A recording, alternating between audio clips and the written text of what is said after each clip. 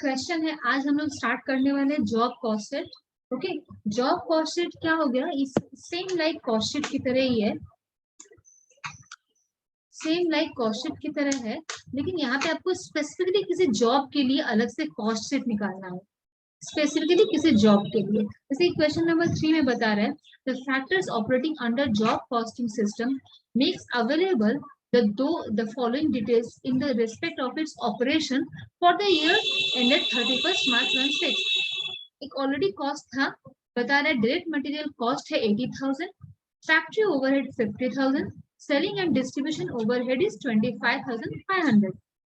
Next, direct expense, direct wages है 40,000, administration overhead है, administration overhead हो गया आपके पास 34,000, प्रॉफिट भी गिवन है। ओके, बता रहा है कि prepare the job cost sheet showing the prime cost, work cost, cost of sales and sales value. Normal जो कॉस्ट शीट बनाते थे, फर्स्ट क्वेश्चन वही है। नेक्स्ट क्वेश्चन में आप देख लो क्या बोल रहे हैं। नेक्स्ट क्वेश्चन में बोल रहा है, prospects for the next years are forecast to be bright, prospect for the next year are forecast to be bright. An inquiry is being processed and it is estimated that direct material cost will be 60,000, net labor cost 35,000. What should be the price to be quoted for this inquiry? If the factory intends to earn same rate of profits in the sales, the factories recover factory overhead as a percentage of the direct wages and administration and selling and distribution overhead as a percentage of work cost.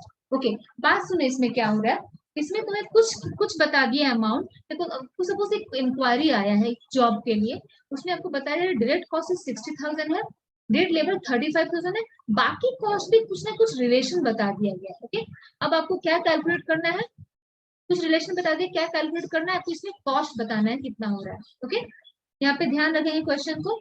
अब start कर रही हूँ मैं।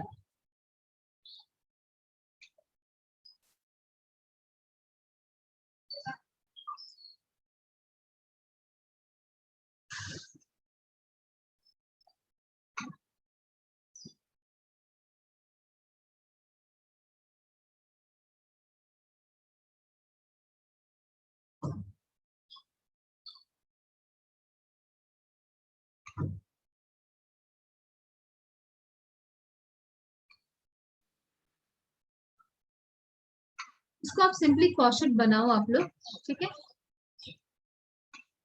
करिए। तो इस question के accordingly आपको पहले नॉर्मल कॉस्ट शीट बनाना, जो ऑलरेडी सारे डेटा गिवन है आपके पास। ओके, लाइक यहाँ पे डायरेक्ट मटेरियल क्या बता रहे हैं अमाउंट, डायरेक्ट मटेरियल इज 80,000, आप लिख दो 80,000। ओके, उसके बाद क्या है, डायरेक्ट वेजेस है 40K, 40,000 लिख दे रहे हो आप। ये सम टोटल हो जाएगा प्राइम कॉस्ट में, तो मैं यहाँ पे लिख दे रही हूँ दिस प्लस दिस, ये सम टोटल हो गया 1,20,000 is the prime cost. Okay, 1,20,000 हो गया प्राइम कॉस्ट। नेक्स्ट क्या करना है, फैक्ट्री ओवरहेड क्वेश्चन में बताया फैक्ट्री ओवरहेड इज 50K है, तो आप 50K लिख दो।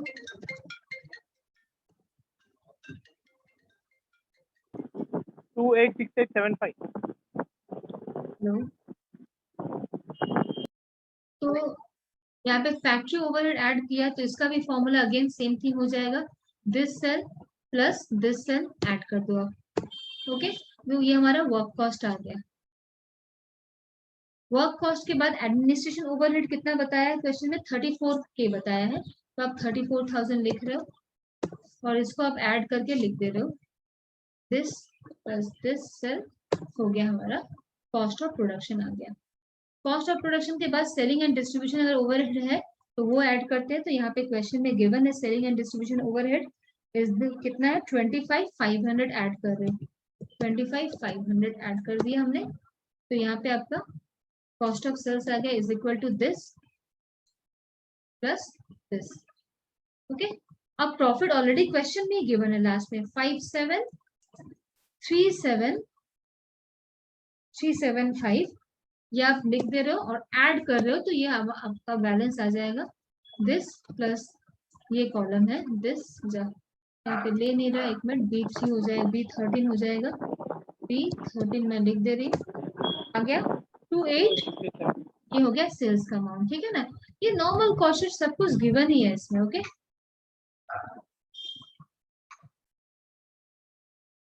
तो आपको जो जॉब मिला है उसमें आपको पता है डायरेक्ट मटेरियल क्या है, डायरेक्ट लेबर क्या है, तो मैंने यहाँ पे ये दोनों पुट कर दिया है। मैंने सेम फॉर्मेट को कॉपी किया, इसलिए कंफ्यूज मत होना। तो यहाँ पे जस्ट मैंने पुट कर दिया, ये पीसी तक ठीक है, प्राइम कॉस्ट पता है 95,000 होगा।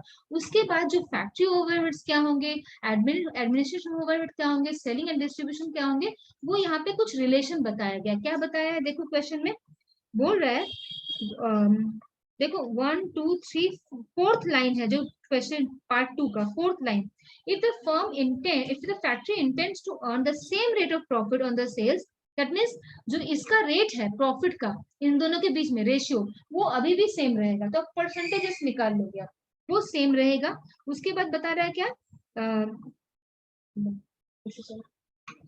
उसके बाद क्या बता रहा है, factory overheads, factory recovers factory overhead as a percentage,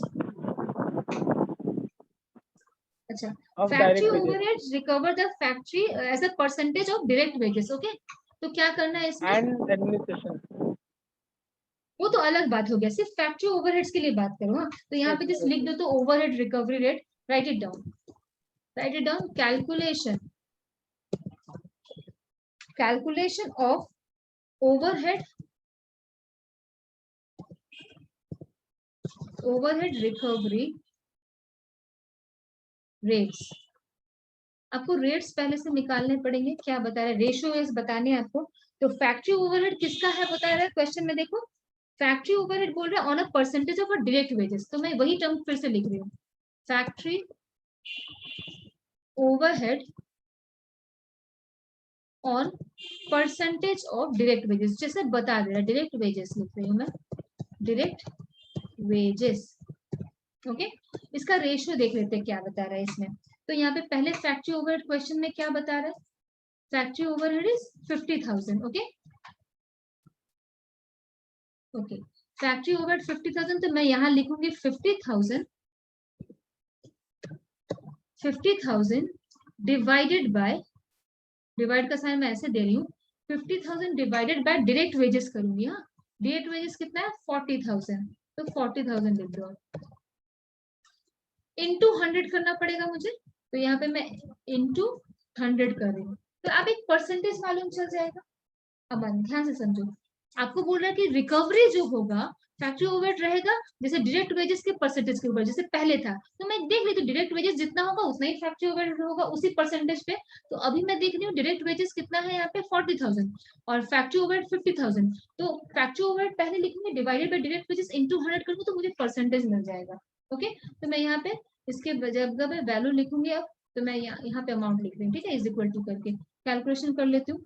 is equal to लिखूंगी 50,000, ये क्या है factory overhead as a percentage of direct wages, direct wages कितना है 40,000, इंटू आप 100 कर दे रहे हो, इंटू 100 कर दो आप, तो आ जाएगा कितना 125 परसेंटेज आ गया, ओके।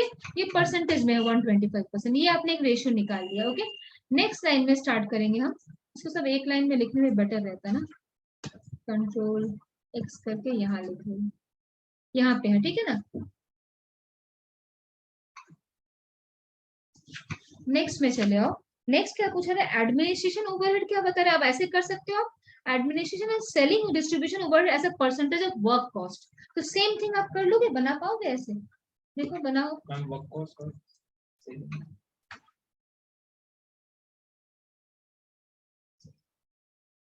क्वेश्चन में कुछ रिलेशन बता दे रहा है, जैसे मैंने फैक्ट्री ओवरहेड किस पे कैलकुलेट करने के लिए बोला, ऑन डायरेक्ट वेजेस पे। तो पहले का जो ऑलरेडी कॉस्ट शीट गिवन है उस पे वैल्यू क्या है, factory overhead is 50,000 and direct wages is 1,20,000। तो सॉरी, डायरेक्ट वेजेस कितना है आपका, डायरेक्ट वेजेस है 40,000, ओके। तो 40,000 पे आपने इंटू 100 करना है, तो आपको परसेंटेज मिल जाएगा 125%। Administration overhead on work cost बता रहा है, तो administration overhead 34,000, work cost is 1,70,000 into 100 करके 20% का एक रेशियो मिल रहा है। Selling and distribution overhead on work cost है, तो again selling and distribution overhead कितना अमाउंट 25,500 इंटू डिवाइडेड बाय, अगर मैं 1,70,000 करूंगी इंटू 100 करूंगी तो 15% मिल जाएगा, ठीक है। तो ये कोई रेशियो मिल चुका है। अब आप उसी पे कैलकुलेट करेंगे, इससे कोई फॉर्मूला देने की जरूरत नहीं है। तो आपको यहाँ पे क्या निकालना है, पहला जो है फैक्ट्री ओवरहेड किस पे है, फैक्ट्री ओवरहेड का क्या फॉर्मूला बताया, on the percentage of direct wages. ध्यान से सुनोगे आप, तो मैं यहाँ पे इज इक्वल टू लिख रही हूँ, क्या है डायरेक्ट वेजेस पे है, जो भी डायरेक्ट वेजेस है 35,000 इंटू 120% लिख देना आपको, ठीक है। 120%, समझ में आया आपको ये फॉर्मूला, 120% निकाला है 125 ना। अच्छा 125% हो जाएगा, फिर 125%, क्लियर है ये, एंटर कर दो, आपके पास वैल्यू चला है एक फॉर्मूला में, ओके ठीक है। नेक्स्ट में एडमिनिस्ट्रेशन ओवरहेड कितना है 20% है ऑन वर्क कॉस्ट, तो मैं इज इक्वल टू लिख, फिर से ये वाला देखो administration overhead, okay administration overhead किस फॉर्मूला पे बताया गया, on the basis of work cost कितना है 20% आया है, 20% है, तो मैं यहाँ पे क्या करूंगी, यहाँ पे वर्क कॉस्ट लूंगी, वर्क कॉस्ट कितना है हमारे पास 1,30,000 इतना आया है, इंटू 20% कर देना, जो कैलकुलेशन आपने किया है, एंटर कर दो, आ गया हमारा। सेलिंग एंड डिस्ट्रीब्यूशन भी वर्क कॉस्ट पे है बट 15% है, अगेन इज इक्वल टू लेंगे, वर्क कॉस्ट पे चले जाओ आप, इंटू 15% आपको कर देना है, ये आंसर आ गया, क्लियर है। बट प्रॉफिट का बोल रहा है एज अ परसेंटेज, क्वेश्चन में आप चले आओ, प्रॉफिट परसेंटेज बता रहा है कि profit will be as same as पहले जो था, तो हमेशा प्रॉफिट आप किस पे करते हो, ऑन सेल्स पे करते हो, तो मैं इसका एक परसेंटेज देख लेती हूँ, ओके तो मैं यहाँ पे एक कॉलम फिर से बना रही हूँ, सॉरी एक नीचे लिख रही हूँ, यहाँ पे फिर से क्या बनाऊंगी, profit on sales percentage, okay profit on sales percentage,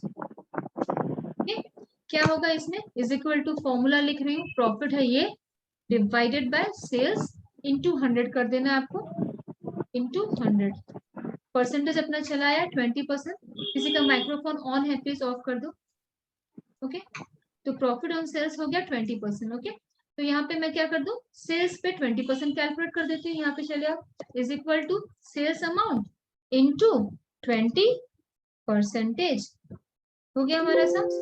अच्छा कुछ रॉन्ग कर रही हूँ मैं, कुछ रॉन्ग किया है,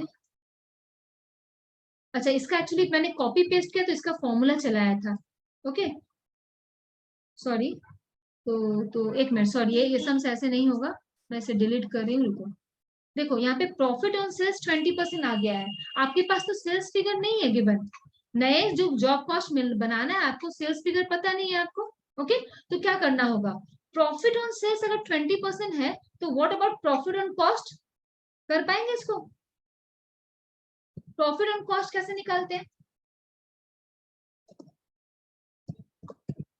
बताओ, देखो प्रॉफिट ऑन सेल्स मतलब अगर सेल्स 100 है तो प्रॉफिट 20 है, सेल्स 100 है तो प्रॉफिट 20 है, तो कितना परसेंटेज 20% है, तो कॉस्ट कितना होगा, कॉस्ट इज 80 रुपीज, सेल्स अगर 100 है, प्रॉफिट आप 20 रख रहे हो, तो कॉस्ट हो गया 80 रुपीज, तो 20 रुपीज तो प्रॉफिट अभी भी है, तो 20 ऑन 80 कितना परसेंटेज हो रहा है, 20 ऑन 80 विल बी 25%।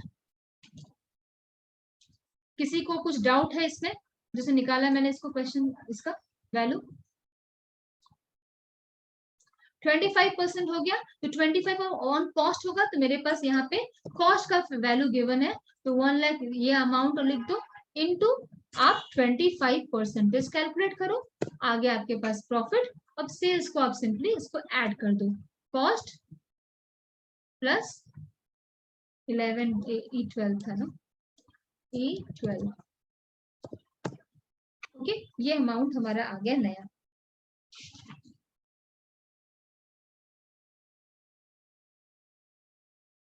ट्वेंटी 25% हो गया, कितना आया 46, ये एडिशन रॉन्ग किया मैंने, एडिशन रॉन्ग किया शायद, देखो आप यहाँ पे इज इक्वल टू ये क्या होगा E13 ही है ना, इज इक्वल टू E13, ठीक है इज इक्वल टू, अगर मैं सम लिखती हूँ यहाँ पे सेल कवर हो जाएगा ना इसलिए, हाँ ठीक है ब्रैकेट क्लोज, ऐड कर दो, अब ठीक है वैल्यू, ठीक है अब ठीक है वैल्यू आपके पास, ये फ्रैक्शन में, फ्रैक्शन को राउंड ऑफ भी कर सकते हो आप,